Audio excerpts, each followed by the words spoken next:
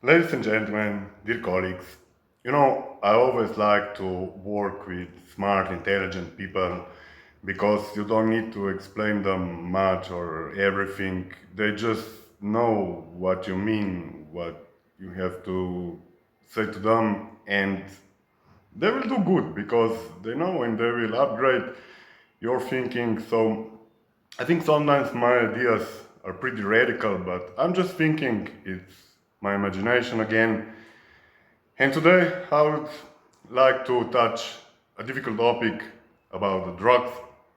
And we all met with them in one way or another, maybe in school they have, or some friends, or you just saw on the television. There are many movies about the addicts of all kinds, and you probably know all sorts of drugs. And yes, they are dangerous.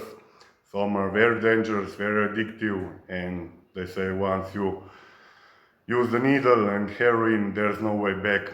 And I was talking with my friend, one heroin addict, but he comes from very good company, but family, um, very successful family, but he fell on this. And I asked him, how is it? I'm really curious. And he just said, just don't try it. Of course, it's good. And then second thing is our ladies. I need to touch that. I'm really satisfied. The music that we hear is awesome. I really like it. I mean, so many good songs. I'm really proud and satisfied. And when I see that they're happy, that they're together, we are doing well. It really pleases me. It's really nice. And yes, it's no problem if you want to present some. We mostly have girls groups, but if you want to, if you have friends or boys groups, if there is a good song, why not to post it? I will post it anyway. It's really no problem to me. And then also about the English, when I, for us, maybe it's a little easier to learn English, but I'm not particularly good. However, when I worked in Austria, in Vienna, we were learning Germany in a company, and we had 2 times a week, and there were only 2 students and one teacher, really individual lessons, and it was really successful. So I would recommend you to learn because you think in English and you are on the world stage. I think it will be good, and you're young, so you will learn very quickly, and then also you can learn by yourself for some words. I know it's difficult, but I think you can do it, most of you, because someday perhaps I would like to talk with you, and it would be really nice if we understand each other. Or maybe AI will be so advanced that we won't need you. We just have headphones and it will translate directly. So today, yes, I would mainly like to talk about drugs, which comes from this idea AI surveillance. If will surveil us, so there will be, we will also know who is taking drugs, because AI could analyze your behavior, yourself, and we will probably know most certainly what it is.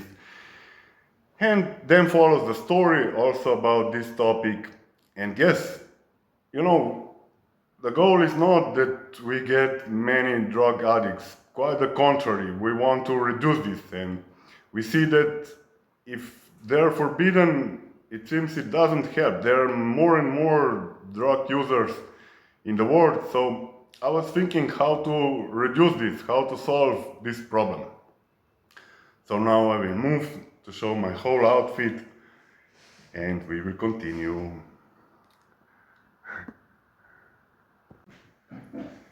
Here, let me show you my outfit. Lily chose this for me. I got new sneakers and a sweater. And I think you ladies are much better with choosing the clothes. It's really hard for me when you come there and there are so many, you really don't know what to choose. But you have much better intuition. And yes, with Lily, when she was here, we often went to shops and she was trying things and I was trying things. And yes, I often show her friendship with my hands, my heart, and And I didn't know who she really was, so if I knew, I would be more cautious and behave myself, but so it was, I fell in.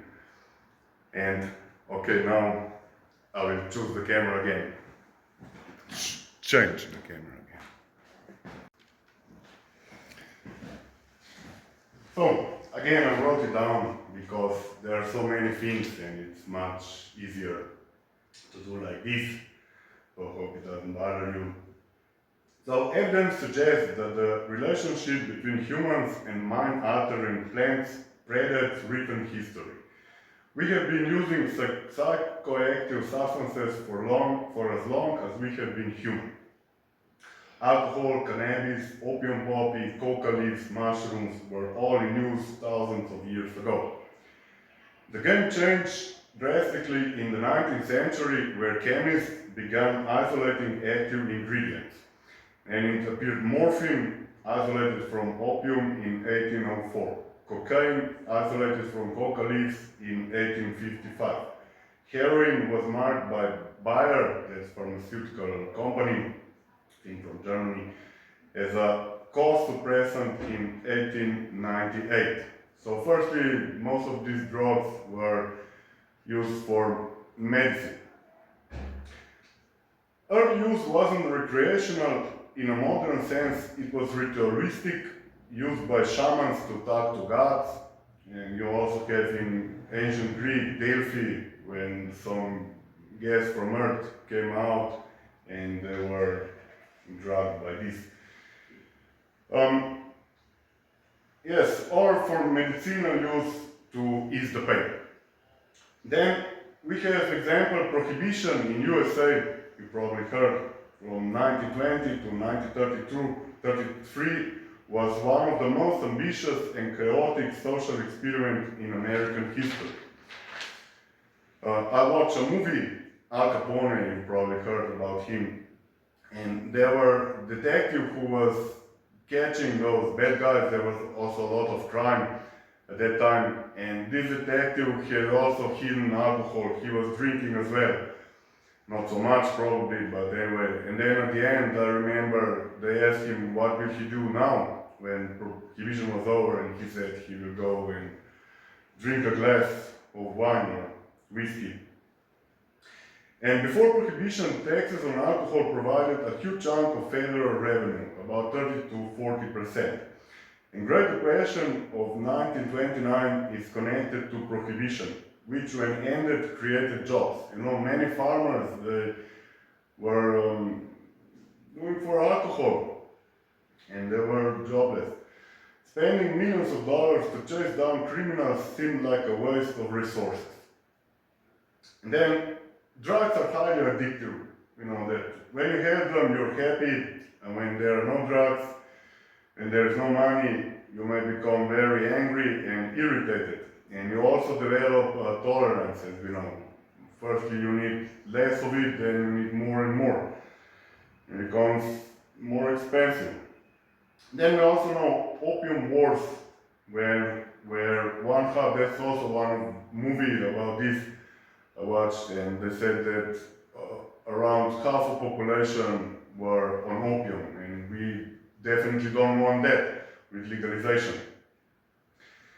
And yeah, they spent money and were unfit for the military. They were just smoking and laying down. And yes, I have friends here who were or are still addicts, and many walk with crutches because they're injecting in their legs, and either they miss a vein or it comes to contamination.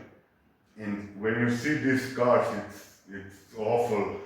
The blood through whole head, and it swells, and they're really crippled, and they're unfit for work, at least for physical work, and it's quite a problem. In some cases, yes, people even lose their legs. You see some without legs or arms. So it's quite a problem, yes. We have more cautionary tales than ever. You've probably seen some movie about this, and they usually don't end up well. Although some, they promote drugs as they are good. I mean, they can be good if you moderately take them. my opinion. Yet addiction rates continue to climb. Maybe people are drawn to what is forbidden. And why people use drugs? People often turn to substances to deal with trauma, depression, or poverty, which is contradictory. When you're in poverty, you need more and more money for drugs. So it seems in some sense that more we prohibit drugs, the more users appear. It's even pride sometimes to say you're on drugs. So ask AI, what would happen if we legalize drugs? Only not maybe the most dangerous ones. In positive effects, quality control, eliminating overdoses. You know that in many drugs, one dealer gets and he mix and another and mix, and at the end you have 20%, maybe even less of heroin, and all other things are added. Then reduce stigma. People are more likely to seek help. Disease prevention, lowering rates of HIV and hepatitis C. Tax revenue. There is more than $1 trillion in illicit drug trades, I think annually. So quite a lot. We could make them so cheap as to eliminate illegal trade. Crime rate would likely drop. Justice system, massive reduction in prison population. And then bad sides, increased usage. That is the problem we want to tackle. Could lead to more addictions, of course.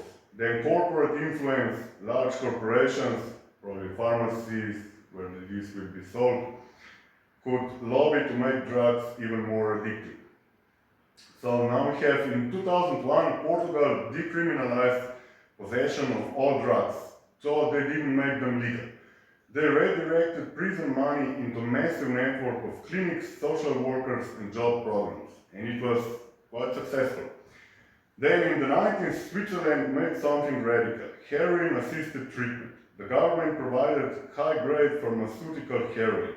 Street crime dropped up to 80%. Addicts were able to work, and glamour of the drug scene vanished. Heroin was seen as a medicine for sick people.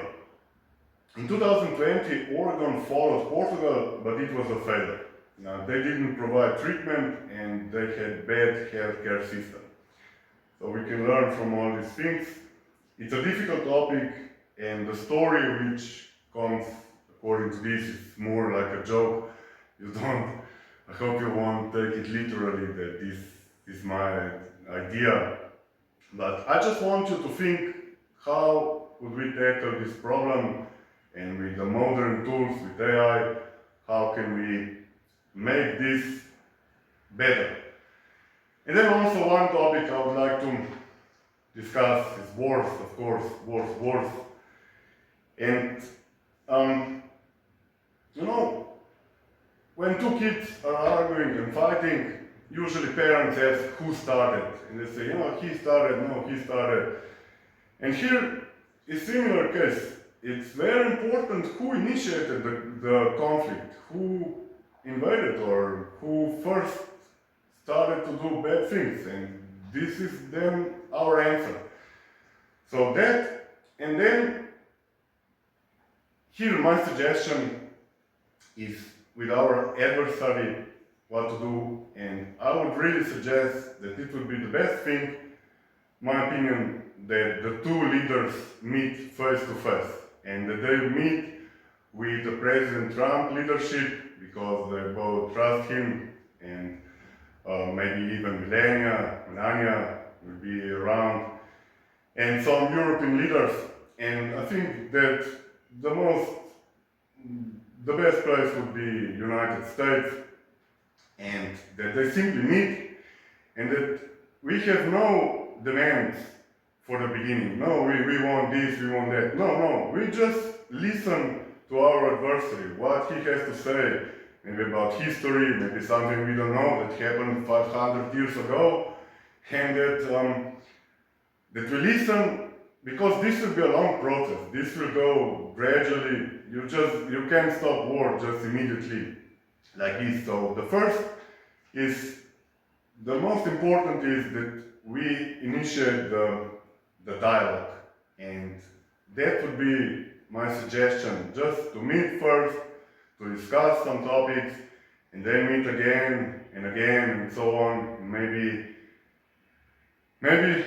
we will save the world. So that's it for today. Then follow the story and some videos I made. So I wish you all to have a nice weekend. Thank you for your attention, ladies and gentlemen, and see you soon.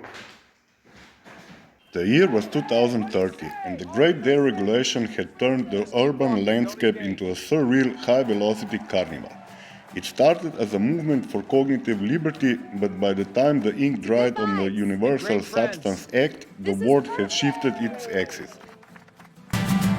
These mushrooms are wild, man. Yeah, and this Coke is pure bliss. Pass it around, let's all feel it. All drugs were legalized, except the most dangerous ones. So you face it with a smile.